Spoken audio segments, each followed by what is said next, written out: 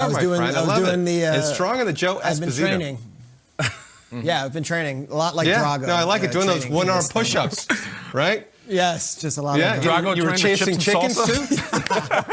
Chasing chickens, yes.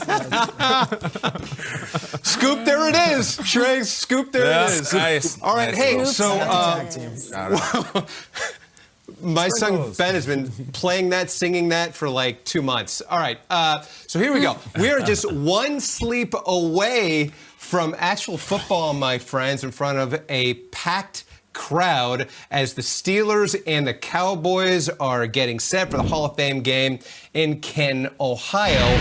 But it looks like we won't get our first real look at Dak Prescott in action. He's dealing with a shoulder strain and will not play Thursday night. Head coach Mike McCarthy saying they are just taking a slower approach to Prescott's return, and it's not a setback. As we all know, Prescott also returning from a devastating ankle injury that ended his 2020 season.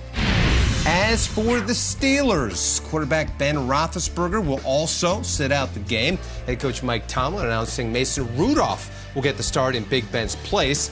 Steelers owner Art Rooney II also saying they aren't ruling out Roethlisberger playing in 2022 as well. And some great news to pass along as our very own Stacey Dales was recently inducted into the Oklahoma Sports Hall of Fame. Stacey was a two-time All-American and a back-to-back Big 12 Player of the Year for the Sooners basketball program. She's also the Big 12's all-time assist leader. NFL Network, my family, for the better part of 13 years, I cannot express my gratitude enough. I get to talk about football and the Packers, and it's like a joyride every Sunday for me. Brockville, Ontario, Canada, the city of 1,000 islands, was my first launching point. The University of Oklahoma, the state of Oklahoma, and the people of Oklahoma were my next launching point as the journey continues. So thank you so much for this honor.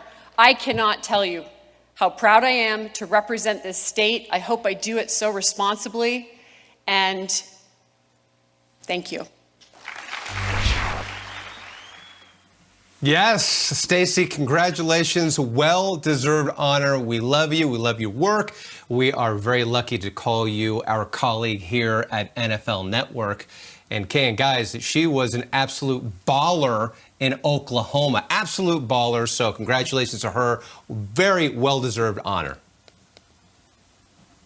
Awesome, awesome moment. We're all getting emotional watching. I know, a little dusty incredible. in here. That was great. That's really, really, really pretty cool. She's a great colleague and a friend. That's so cool. Love to see her get that And the recognition. Oklahoma Sports Hall of Fame is that's a loaded big deal. That's not New Hampshire. It's a big that's deal. Oklahoma. Yeah. They got a lot of ringers. And we're lucky enough to have her on Yes, our they show. do. A lot Absolutely. of mornings here during the football season and even off season. Congrats, Stacey. Okay, guys, fantasy football draft time. You got to start thinking about it. So I thought it'd be a nice time to hit you with some breakout fantasy stars, one per position.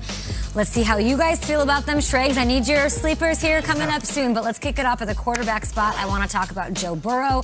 NFL.com has him going inside the top 12 among quarterbacks, which I like. A lot of other places, most have him going a little bit outside of that range. I think it is a really good call. I love what he showed us last year. He averaged the 7th most passing yards per game in the league, just behind Josh Allen, ahead of our league MVP, Aaron Rodgers. So to think he has a year under his belt, no COVID to really deal with, a normal offseason, the addition of Jamar Chase, an improved offensive line.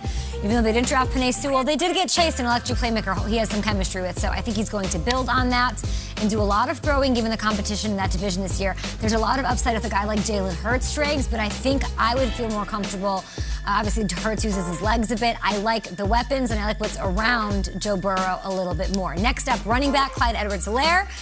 He's going outside the top 12 at running back, as you can see. I think he's going to break out. He's going in the 3rd round. Incredible value for a guy who really has no competition. Not much backfield guys competing for touches. No Lev Belder. That kind of made its way into him not having this breakout year his rookie season. Even though he didn't fulfill those expectations for him, he did still put up 1,100 total yards. How do we forget that? In just 13 games. So you'd think in year 2, he's the lead back. No one taking touches away from him. High-scoring offense. He's going to start to reap the benefits of all of those red zone possessions. I like the value, and I wouldn't be surprised if he's top 10 by the end of the year. Moving on to wide receiver. CeeDee Lamb talked about this on the show just yesterday. He's going 14th at receiver. That's a 4th-round average. I think such a value. People are undershooting what he can do because when he was with Dak last year, looking at 5 games, I think I showed this full screen earlier this week, he was 6th among receivers in yards per game and ranked in the top 12 in catches and touchdowns in that span. So just his first 5 games of his career, too. I know. Even better, so yeah. I think he's going to be the best receiver on the team numbers-wise. A lot of mouths to feed in Dallas, I know, but I think he'll be a primary target for Dak. And he was as a rookie, so it's hard to imagine it will not get better this season. Okay, let's move on to the tight end spot, shall we? TJ Hawkinson, he's currently going 6th at tight end, 7th rounder. What a pick. I know. Look at him. 2 rounds Glorious. later. He's going 2 rounds later than Kyle Pitts and Mark Andrews. He took a big step forward last year. He was a top 5 tight end in fantasy.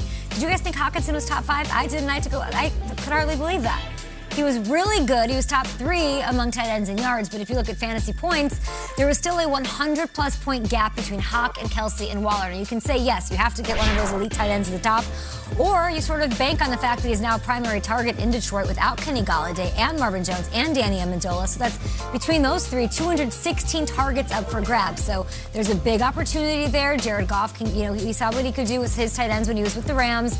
Hopefully he's, that dude, the 4th member of that Kelsey Kittle Waller tier by the end of the season. Finally, quickly, a defense. Carolina Panthers, D. They're going 23rd on NFL.com. I love them. I thought about putting the Giants in this spot as a breakout, but I think people are more confident with the G-men here. They have such exciting young talent. Jeremy Chin, who Schrags put on the map for him before he even took a snap on the NFL. Brian Burns, who I met at the draft, and I've loved following his career. Derek Brown, they're young, they're feisty. They picked up Hassan Reddick, AJ Boye. Let's not sleep on the fact that they have the number 6 fantasy defense in the entire league over the second half of the season. So the other reason I love them, guys, is the schedule early on. They have a rookie quarterback. I'm looking at the schedule for you people already. Right. Rookie quarterback, Zach Wilson. The Saints without Michael Thomas. God knows what's going on at quarterback there. The Texans with who knows who at quarterback in week 3 and so on. So it's a big swing here, but I'm absolutely drafting the Carolina defense. What do you guys think? Take a look. Week 4 might be a little rough, but the other Hey, ones I like. That's all right. I hear it. Crazier things can happen. Are you guys I like excited that for TJ fantasy? Hawkinson, though. With Marvin Jones being gone, like you said, Kenny Golladay, those are targets right there that he could take advantage of. And Jared Goff, even though he loves to hit the outside, he does lean on his tight ends in between the hashes. So this could be a huge year for him. Yeah, I think CeeDee Lamb's going to be incredible this year. I think CeeDee Lamb might be one of the top 5 wide receivers in the league. But Yes! done with this thing. And the offense is going to be clicking. They've got all those weapons. And if Dak is healthy and he's throwing the ball at CD, that could be really dangerous. Burrow blew my hair back there. Because you know what's fun about fantasy?